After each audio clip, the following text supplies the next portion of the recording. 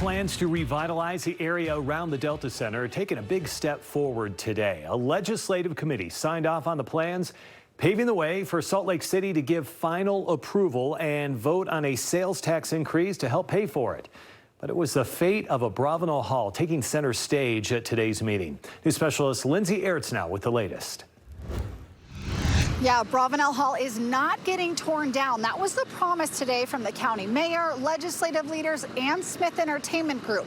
But how the renovations get paid for, that's still a big unanswered question.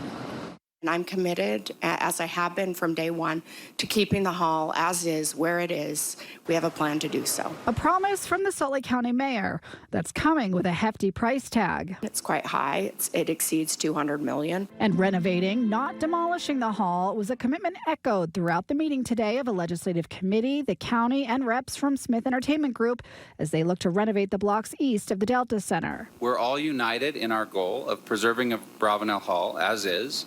And thanks to the creativity, determination of great architects, engineers, and planners, we're on track to do that. The fear of the hall being torn down, still a reality for many. Can you clarify unequivocally that Abravanel Hall will not be demolished and rebuilt as a different symphony hall?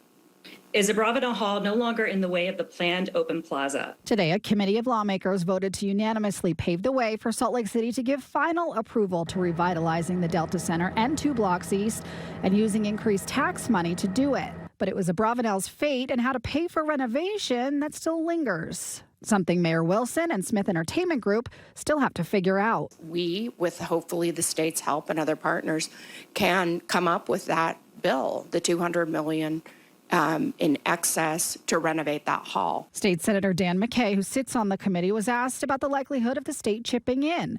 For Abravanel Hall, he says that is a county asset. But for the Salt Palace renovations, that brings in hotel money and conventions, which he says could be an economic driver for the state. I can see a continued conversation about how we fund that and the best way to do it, such that we bring, the convention center forward to, the modern era. Now, Wilson hopes that revenue from the Salt Palace renovations could actually generate more revenue for the county. As for next steps for this plan to revitalize downtown, it's now back in the hands of Salt Lake City, who will take a final vote on approving the contract and the potential sales tax increase before the end of the year. Reporting in downtown for KSL 5 News, I'm Lindsay Ertz.